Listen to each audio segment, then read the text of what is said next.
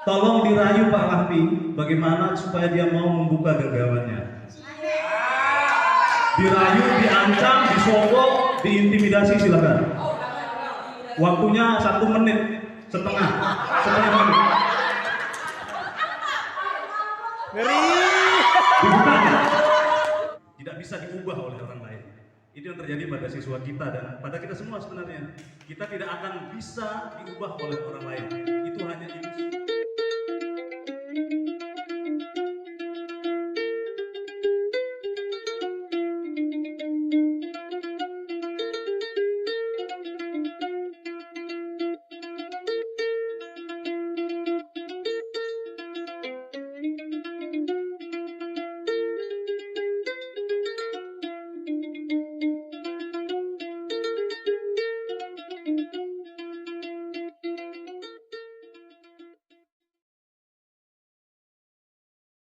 Infos training dirangkai dengan pengimbasan budaya positif. Hari ini dengan sama-sama melafalkan basmalah. Bismillahirrahmanirrahim.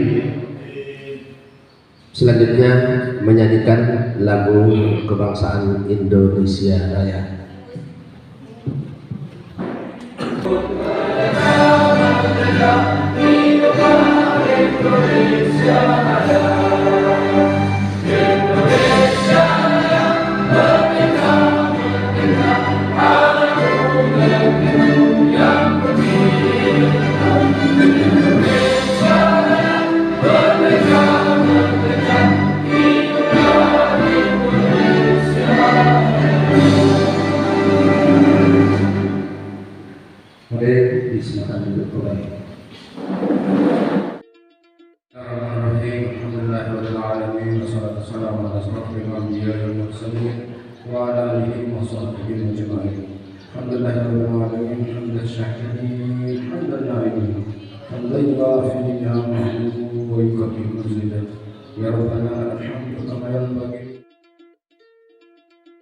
Assalamualaikum warahmatullahi wabarakatuh. Selamat pagi. Salam sejahtera buat kita semua. Yang kami hormati Bapak Kepala Cabang Dinas Ikut Lombok Utara, yang kami hormati Bapak Muhammad Lumina, yang kami hormati Bapak Ibu serta sok, sama-sama kita panjatkan puji syukur kepada Allah Subhanahu wa taala yang dengan rahmat-Nya kita diberi kesehatan sehingga kita bisa berkumpul di ruangan ini dalam rangka melaksanakan info training atau workshop untuk merefresh pengetahuan kita tentang IKM, Imunisasi Kurikulum Merdeka. Perlu adanya keteladanan. Menjadi saya mohon sekali lagi pada mumpung kita berkumpul di sini, mari kita menyampaikan posisi, mari K yang ketiga itu kekompakannya mari kita budayakan. Kekompaknya itu dulu. Waktu yang masuk bareng, keluar bareng. Waktu sholat berjamaah, mari kita bersama-sama menuju mushola. Sehingga ketika kita menempatkan akhlak atau perilaku baik itu sebagai target utama, anak itu pasti akan pintar, pasti akan cerdas. Sehingga menurutnya apa? Anak yang berakhlak mulia, alumni atau lulusan yang berakhlak mulia dan cerdas, pasti. Jadi orang-orang yang berintegritas yang cerdas. Kalau dengan cara pandang itu yang kita jadikan sebagai target utama. Saya mengambil sedikit hidup Anda siang ini.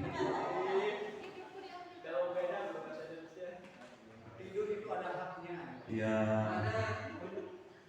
Nah, ini sebenarnya materi sudah sering disinggung oleh Bapak Kepala Sekolah kita, oleh Pak Made tadi dan Pak Jamil juga tadi sudah disinggung mengenai budaya positif. Hanya saja mungkin saya pribadi mendengar itu sering disebut, tapi saya tidak tahu alurnya seperti apa budaya positif itu dibentuk. Jadi tidak serta-merta budaya positif tinggal dihafalkan 5 profil pelajar Pancasila, itu aja yang kita tahu. Tetapi bagaimana alurnya kita tidak pernah tahu. Nah, itu yang akan saya coba paparkan untuk teman-teman, mudah-mudahan diterima, walaupun saya sendiri terus terang belum terlalu paham.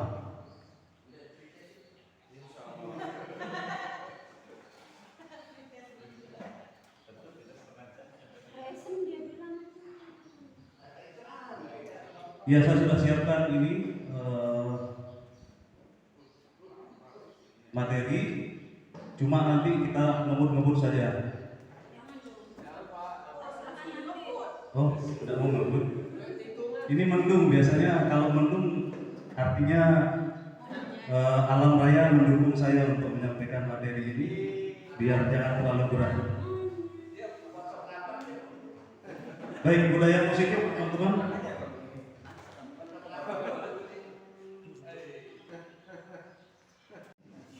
Tidak usah dicatat, nanti saya share teman-teman ini. Nah, paradigma baru dalam pembelajaran kita itu intinya dia berdiferensiasi, kemudian menuju kepada tujuan mewujudkan profil pelajar Pancasila. Berdiferensiasi tadi itu yang disebut sama Pak Made itu, bahwa ada asesmen diagnostik di awal untuk kita tahu kebutuhan belajar masing-masing siswa ini. Nanti kita gali lagi di Pak Made saja. Profil pelajar Pancasila ada berapa ini Pak? Ada 6, 7? 5. Ini Pak Ustaz saya paham. Ya. Ada 5. Oh, tidak kelihatan batas bertakwa kepada Tuhan Yang Maha Esa, kemudian berkebinekaan global, bernalar kritis, kreatif, bergotong royong dan mandiri. Pak Ustaz paham. Oke, sekarang manusia, posisi kontrol, keyakinan kelas, segitiga restitusi. Nah, mumpung kita di awal tahun ajaran, sebenarnya yang dua ini yang ingin sekali saya lihat kita capai setidaknya di awal semester ini, mengenai keyakinan kelas. Karena awalnya di sini semua. Selembar kertas, satu orang saja. Ambil selembar kertas, Pak Amin deh, Pak Amin. Pak Amin dan Pak Fahmi saya minta.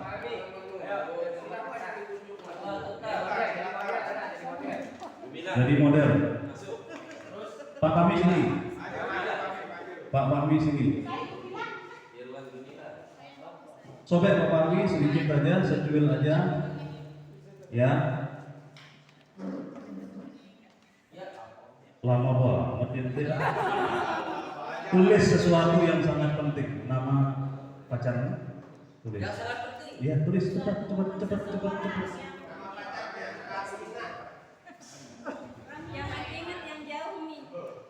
Oke, satu orang lagi. Pak Amin. Tidak usah Pak Amin tidak usah nulis. Genggam.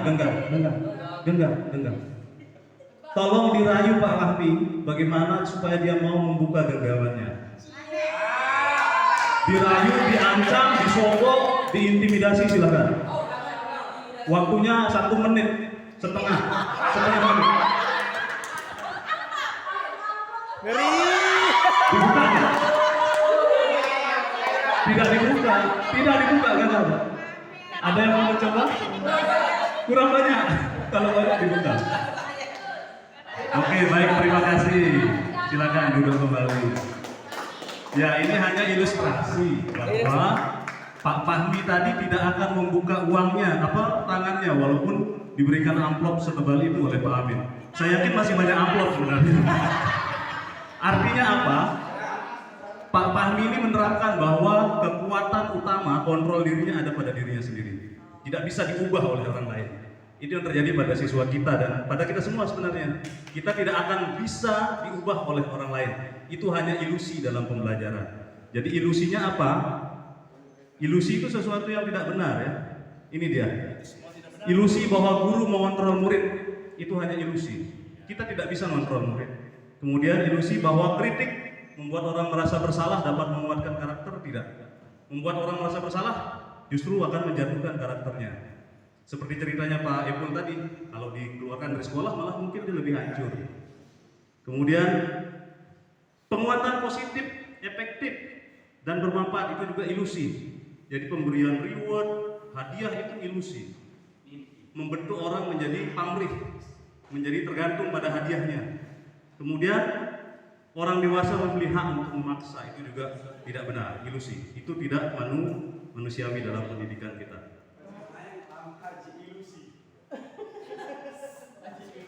Nah ini dia. Jadi paradigma kita yang sekarang itu adalah mengubah mindset kita dari stimulus respon menjadi teori kontrol. Stimulus respon ini kan kita langsung ke yang inti.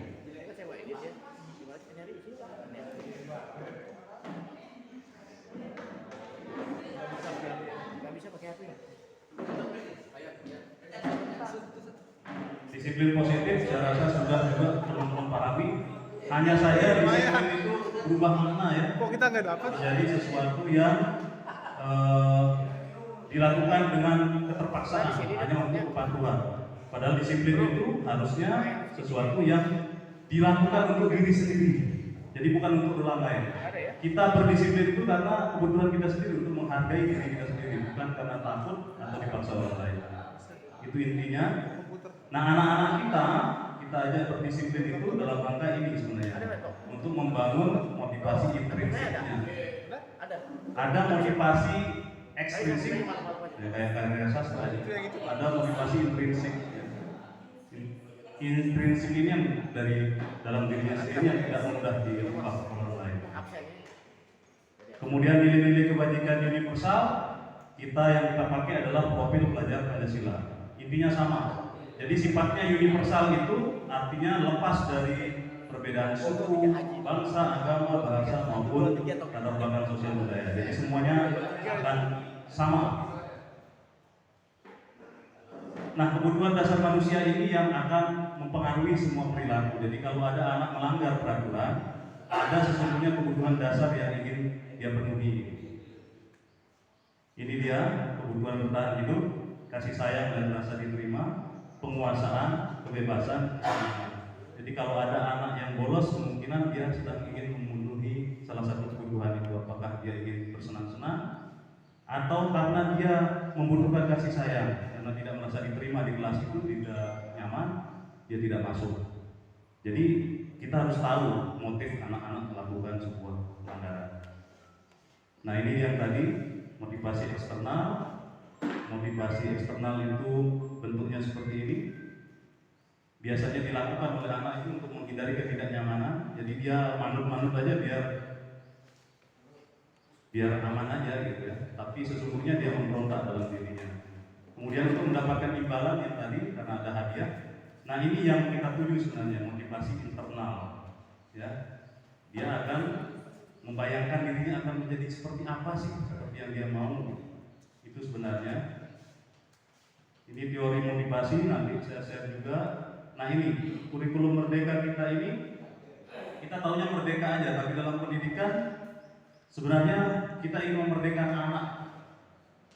Artinya apa? Anak itu tidak terperintah oleh orang lain, tetapi muncul dari dalam dirinya sendiri. Tidak harus disuruh belajar atau disuruh mengerjakan tugas, tapi itu muncul sebagai kebutuhannya dia sendiri.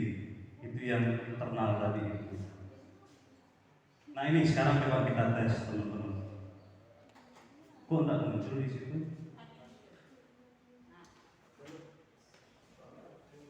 Ada namanya hukuman dan ada namanya konsekuensi.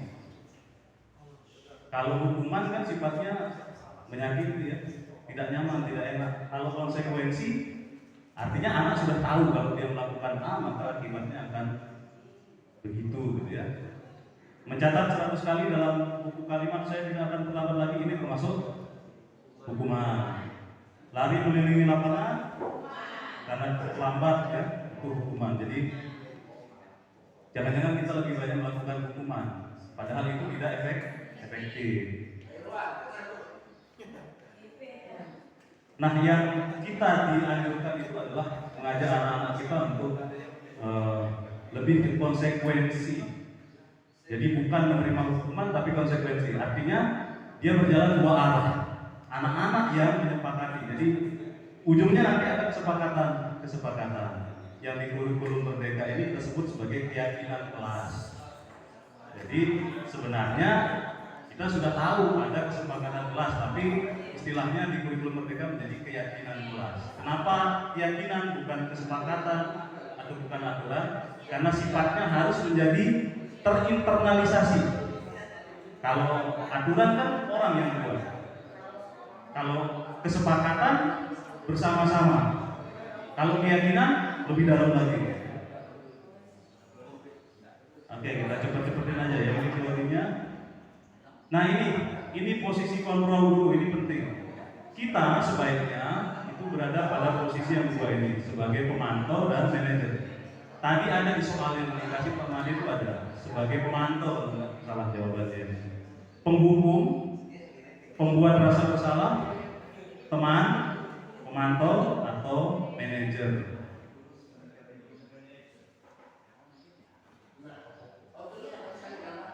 Nah ini ada videonya, tapi ini durasinya sekitar 7 menit, habis nanti waktunya. Contoh-contoh tindakan yang menandakan seorang itu sebagai penghukum atau sebagai teman atau sebagai pencari kesalahan gitu.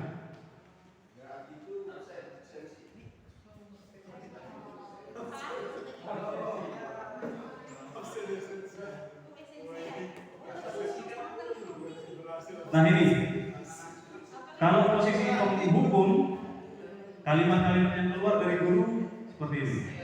Hormat penilaian selama 1 jam.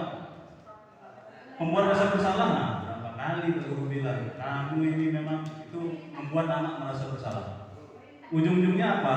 Anak merasa minder, tidak percaya diri, dan merasa selalu salah.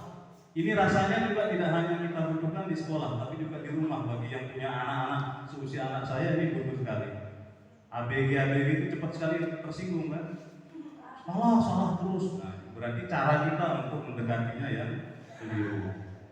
Menjadi teman pun juga tidak selamanya bagus. Kalau menjadi teman, ini sering Pak Guru saya lihat ya teman-teman memakai ini berusaha menjadi teman. Saya juga pernah, tapi ujung-ujungnya capek. Karena kita harus berusaha baik. Kemudian anak itu biasanya hanya nurut pada kita, pada guru yang lain enggak.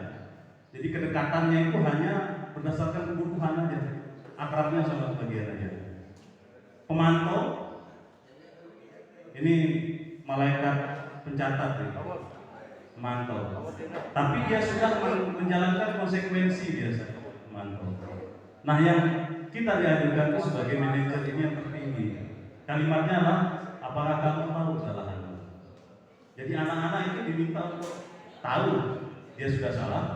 Kemudian kira-kira bagaimana kamu akan memperbaikinya. Jadi solusinya berasal dari dia sendiri. Itu yang kita sebut tadi menumbuhkan motivasi internal tadi. Nah ini posisi kontrol apa kira-kira? Saya kecewa sekali padamu. Pembuat rasa bersalah ya. Bayangkan kalau kita didiriin kan patah hati kita juga. Kamu tidak pernah benar melakukannya. Apa ini? Sama ya. Apa rencanamu untuk menyelesaikan masalah ini? Di gereja. Ini yang kita diarahkan. Kemudian ayolah lakukan demi Bapak Ibu ya. Ini sebagai teman. Kamu tidak akan pernah dapat nilai jika kamu tidak mengerjakan tugas. Ngancem juga. Apa ini? Penghukum. Nah, kemudian keyakinan kelas ini yang tadi. Nah, saya harapkan teman-teman ini kita ya, teman-teman wali kelas, teman-teman mapel juga mungkin perlu di kelas-kelas itu kita buat keyakinan kelas, sehingga ketika kita memberikan anak tindakan, dia sudah tahu itu salah, lalu tahu konsekuensinya apa. Ini contohnya. Jadi dibuat biasanya pernyataan-pernyataan universal gitu ya, dibuat dalam kalimat positif, sedikit saja agar mudah diingat, yang panjang-panjang. Kemudian kondisinya disesuaikan dengan kelas dan kebutuhan. Dilibatkan semua warga kelas. Kemudian dicantumkan tempat di tempat yang gampang dilihat. Ini contohnya nih, kami akan menjaga ketertiban kelas dan mematuhi tata tertib sekolah dengan penuh tanggung jawab. Jadi kalimatnya kalau seperti itu, kalau ada yang melanggar dia sudah tahu, gitu kan? Oh saya melanggar. Terus apa caranya untuk memperbaiki pelanggaran? Dia harus mengeluarkan sendiri inisiatifnya. Oh nanti saya akan minta maaf kepada bapak ini yang sudah saya, misalnya. Nanti ada contohnya bapak ibu.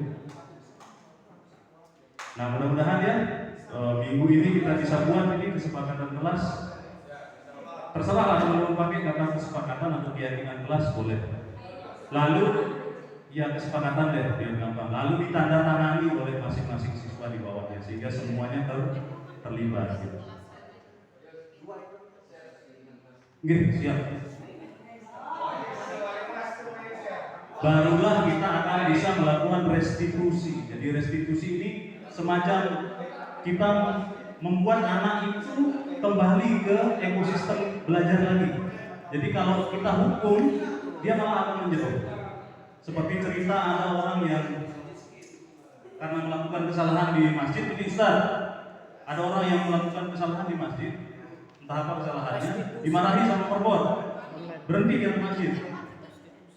Ketika dia pergi ke sebuah diskotik, dia menjatuhkan minuman, tapi oleh yang punya diskotik, oh tak apa-apa, itu insiden, dibersihkan segera, dia diambilkan minuman yang baru, tak perlu bayar yang tadi tumpah.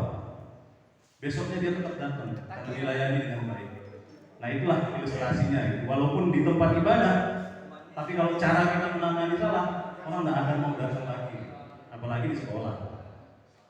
Jadi itu yang kita sebut dengan restitusi.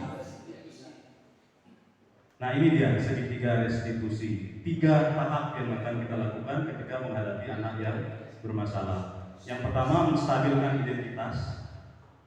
Kalimat yang akan kita keluarkan adalah setiap orang pasti punya kesalahan. Jadi kita yakinkan dia bahwa dia berbuat salah itu peluang dia untuk benar. Jadi tidak dijas, kamu salah, dasar anak pelang mak. Nah gitu ya. Kamu bukan satu-satunya orang yang berbuat salah. Pak Guru juga pernah dulu. Jadi kita kembalikan dia. Kita buat dia yakin memang itu perbuatan salah. Jadi menstabilkan identitasnya dulu. Oh iya, saya salah. Akhirnya dia mengakui dia salah. Baru kemudian kita validasi tindakan yang salah tadi itu. Apa kesalahan? Coba ungkapkan. Apa penyebabnya, alasannya. Jadi kita gali lagi untuk tahu motivasinya, kebutuhan apa yang dia ingin penuhi yang tadi itu. Oh saya telat gara-gara tadi malam saya main game, gitu ya. Kemudian solusinya apa? Disinilah kita menanyakan keyakinan atau kesepakatan. Kira-kira kalau kamu tidak masuk itu kesepakatan kelas kita yang mana yang melanggar. Jadi dia menyadari kesalahannya kemudian. Terus gimana cara menyelesaikannya?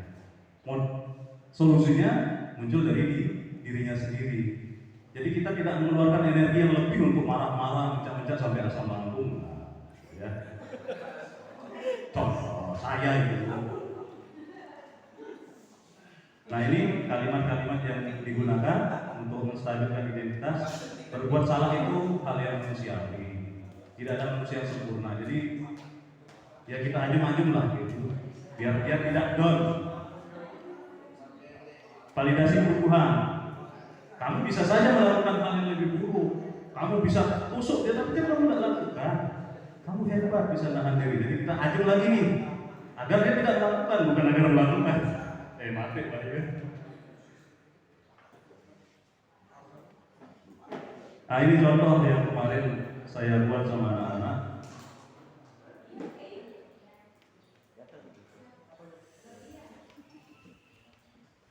Saya sudah kasih. Baik, Vika tahu kenapa Bapak panggil ke sini? Ya tahu Pak, karena saya tidak mengerjakan tugas. Yakin hanya itu masalahnya? Yakin Pak. Ya sebenarnya tidak apa-apa. Pak Guru memanggil Vika ke sini bukan untuk menghukum atau mengadili Vika ya. Banyak teman-teman Vika yang juga tidak mengerjakan tugas. Pak Guru juga dulu sering tidak mengerjakan tugas, tapi kan pasti ada sebabnya, ada alasannya Vika. Nah, Pak Guru mau dengar alasan Vika. Kenapa Vika tidak mengerjakan kewalahan Pak karena saya mengikuti kegiatan di luar sekolah. Kegiatan apa itu Vika? Saya mengikuti kegiatan remaja di masyarakat dan selain itu saya juga mengikuti beasiswa Titian Foundation di mana dia kegiatannya itu habis pulang sekolah sampai jam 5 sore. Oleh karena itu saya tidak sempat mengerjakan tugas Pak. Wah, kalau seperti itu pasti lelah Vika. Pasti memang tidak akan sempat mengerjakan tugas. Tapi Pak Guru bangga sama kamu. Kamu di samping sekolah sudah mulai berkegiatan ya, sudah mulai berorganisasi, itu bagus untuk kamu ke depannya ya, ilmu-ilmu dari organisasi, dari kegiatan remaja, dari kegiatan apa tadi? Titian Foundation itu akan banyak bermanfaat untuk kamu Vika. Tapi kamu tahu kan kamu sudah melanggar keyakinan kelas kita kalau seperti itu. Ya Pak, saya sudah tahu, saya sudah melanggar keyakinan kelas kita yang tidak mengerjakan tugas. Baik, bagus kalau kamu menyadari itu Vika. Nah Vika, karena Vika sudah tahu Vika itu melanggar tadi, Vika mau nggak kita perbaiki masalah? Ya Pak. Dia ditawarkan Karena ini kan sudah masalah yang baru bilang tadi, semua orang bisa melakukan kesalahan. Tapi bagaimana agar kesalahan itu bisa menjadi peluang untuk kita bisa menjadi lebih baik ke depannya. Kira-kira apa yang akan kita lakukan untuk memperbaiki masalah? Saya akan lebih rajin lagi untuk mengerjakan tugas. Nah, bukan hanya itu loh. Vika kan banyak kegiatan. Berarti apa yang harus dibenerin? Selain itu saya juga belajar mengatur waktu buat kegiatan saya di luar sekolah sama buat tugas-tugas saya di sekolah. Nah, itu bagus Vika. Jadi itu tandanya Vika sudah menyadari seiring dengan banyaknya kegiatan, maka banyak juga tanggung jawab yang Vika harus kerjakan, termasuk terhadap tanggung jawab terhadap tugas di sekolah. Ya, ada lagi yang mau dilakukan? Saya minta maaf Pak dan akan mengerjakannya segera. Tugas yang kemarin dikerjakan juga Ya, luar biasa Vika ya. Vika mau mengakui kesalahan, lalu Vika minta maaf dan punya komitmen untuk tugas yang kemarin akan dikerjakan. Baik, Vika, Pak Guru bangga sama kamu. Kamu sudah menyadari semua itu dan siap memperbaikinya. Semoga kamu bisa lebih baik ya ke depannya. Baik, terima kasih. Silahkan kembali ke kelas Vika.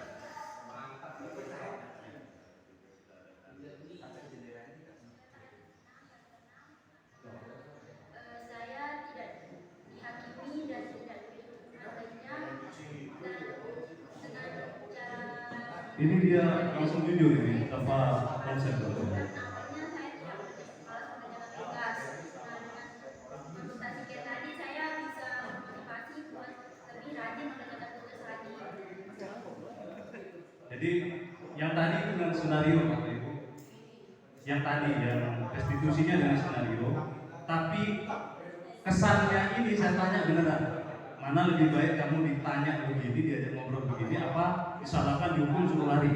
Dia bilang saya lebih merasa dihargai kalau diajak ngobrol begini.